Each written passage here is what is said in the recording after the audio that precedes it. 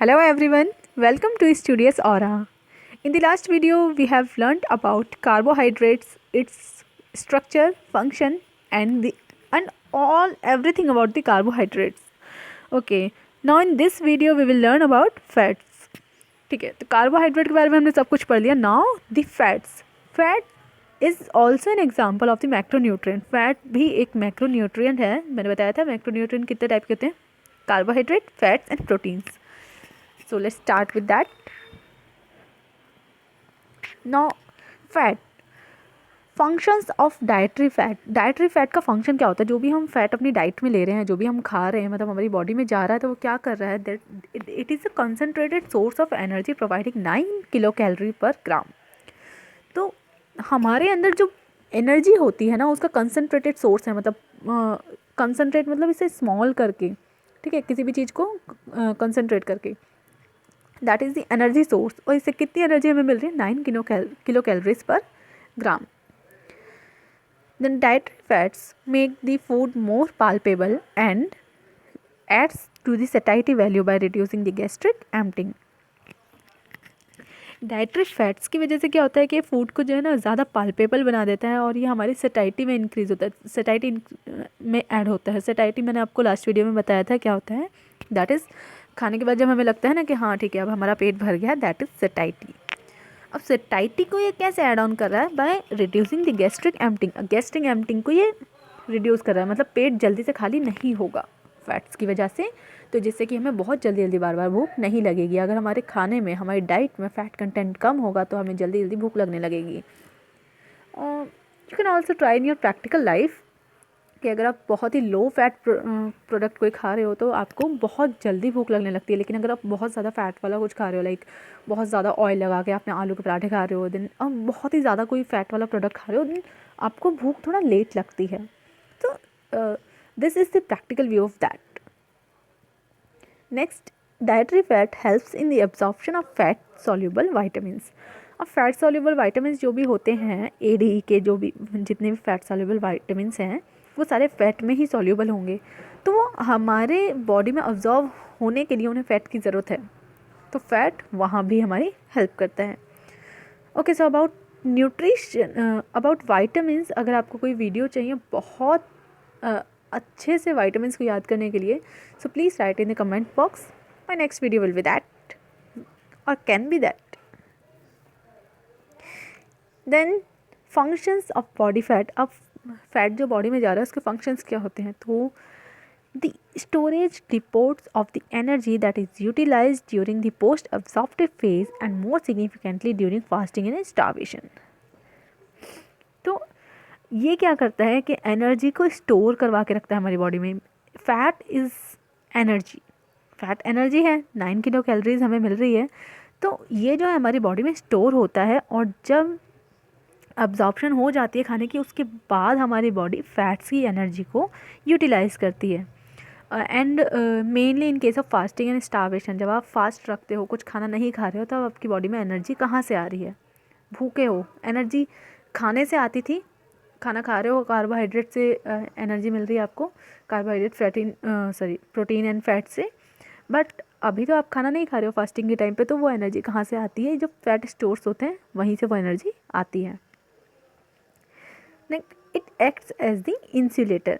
अब ये क्या करता है, हीट लॉस को भी रिड्यूस करता है, इंसुलेटर की तरह काम करता है. फैट कंटेंट जिनकी बॉडी में ज़्यादा होता है उन्हें ठंड थोड़ी कम लगती है as compare to the people who have lesser fat content. जैसे कि कोई आप देखोगे बिल्कुल कोई हड्डी सा इंसान है तो उसे थोड़ी ठंड ज़्यादा लगेगी. But if the fat content is enough, good enough, then उस इंडिविजुअल को ठंड थोड़ी कम लगेगी, क्योंकि फैट जो है वो इंसुलेटर की तरह एक्ट कर रहा है, which reduce the heat loss from the body.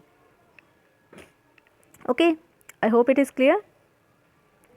Next is substrate for the synthesis of bioactive molecules including steroid hormones and prostaglandins. अब जो हमारी बॉडी में स्टीरॉयड हार्मोन्स या प्रोस्टाग्लैंडिन्स जो बने होते हैं वो फैट के बने होते हैं. तो फैट की ज़रूरत है हमारी बॉडी को स्टीरॉयड हार्मोन्स और प्रोस्टाग्लैंडिन्स को बनाने के लिए. तो वहाँ पे ये एज ए बायोएक्टिव मॉलिक्यूल काम करता है. Next is it is a integral part of the cell membrane which is myelin. तो सेल मेम्ब्रेन का बहुत ही इम्पॉर्टेंट एक पार्ट होता है ये माइलिन, जो कि फैट से बना होता है, फैट ग्लोब्यूल से बना होता है। Now it is the metabolic pathway of the fat. You can see here excess of protein, बहुत ज़्यादा प्रोटीन हमने खा लिया, ठीक है, वो डाइटरी फैट्स और excess of carbohydrates.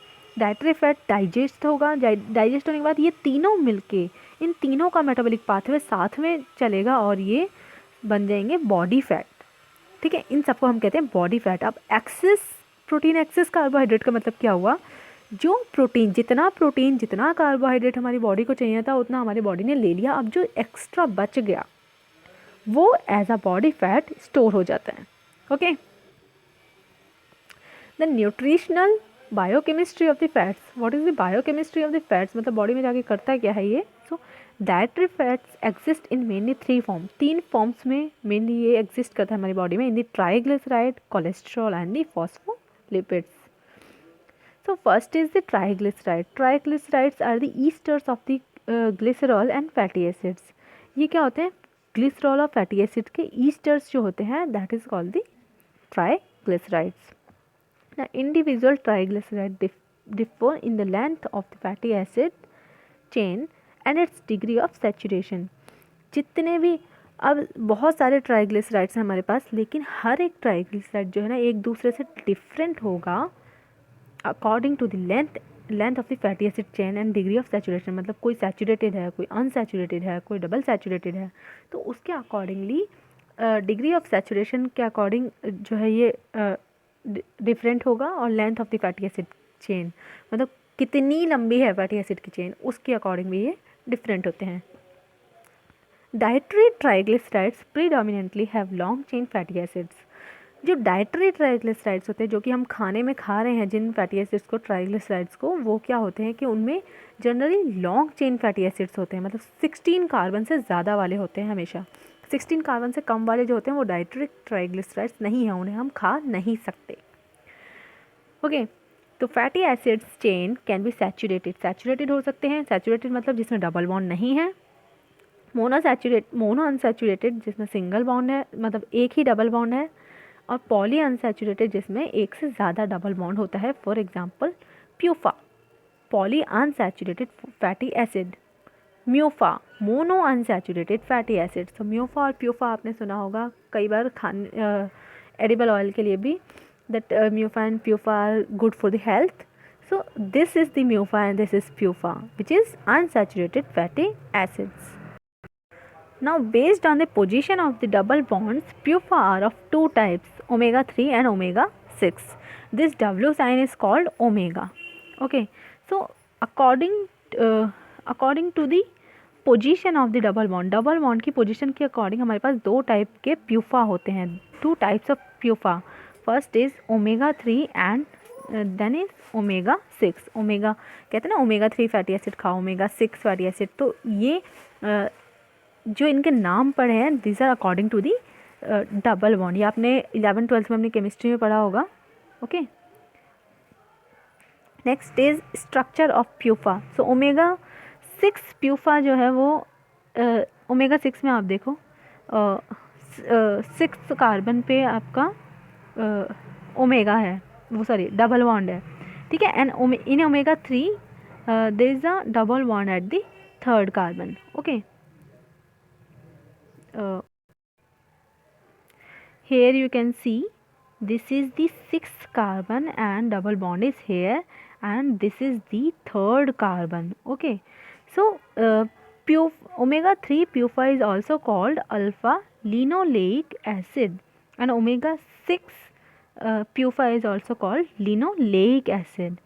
Okay, this is linoleic acid, leic, and this is linolenic acid. Okay, then the dietary sources of the triglycerides. What are the dietary sources of the triglycerides? So they are obtained from animals and plant sources.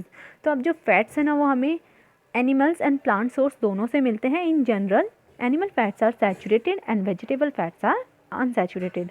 तो जो animal fats होते हैं वो saturated होते हैं, but जो vegetable fats होते हैं that are unsaturated.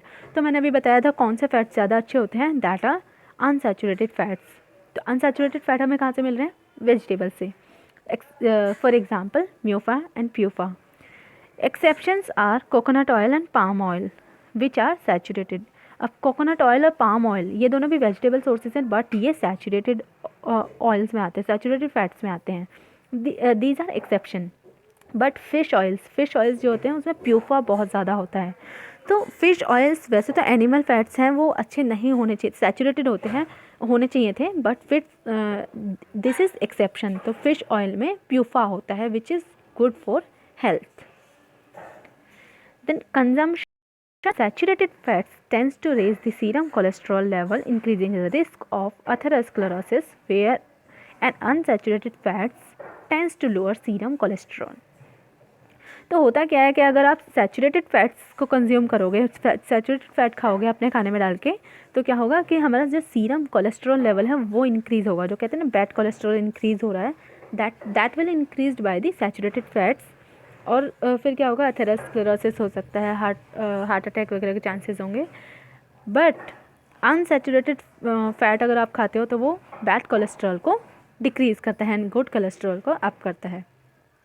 So this is the difference between the edible and non-edible triglycerides and the saturated and unsaturated fats. Then dietary sources of cholesterol. अब cholesterol हमारी बॉडी में आता कहाँ से है, तो इसके डाइटरी सोर्सेज क्या हैं। Cholesterol is obtain only from the animal source. Cholesterol सिर्फ और सिर्फ एनिमल सोर्सेज से आता है। How do strict vegetarian get hypercholesterolaemia. अब सिर्फ और सिर्फ एनिमल सोर्स से आ रहा है कोलेस्ट्रॉल, तो अब जो लोग सिर्फ वेजिटेरियन हैं, बिल्कुल नॉनवेज को टच भी नहीं करते, नॉनवेज को देखते तक नहीं है, उनके अंदर हाइपर कोलेस्ट्रेमिया कहाँ से हो जाता है, मतलब कोलेस्ट्रॉल इंक्रीज़ कैसे हो जाता है उनकी बॉडी में। तो इसका आंसर आप दोगे या मैं? I think you should first try it in the comment box, then I will answer. So next is the egg. Egg is the only high cholesterol food consumed on a regular basis in India. India में क्या होता है कि egg सबसे ज़्यादा ऐसा खाया जाने वाला फूड है जो कि हाई कोलेस्ट्रॉल जिसके अंदर होता है, मतलब कोलेस्ट्रॉल को इंक्रीज़ करता है। 250 mg पर एग, हर एक एग में 250 mg कोलेस्ट्रॉल होता है और ये रेगुलर बेसिस में खाया जाता है। Daily cholesterol intake is recommended to kept below 300 mg per day.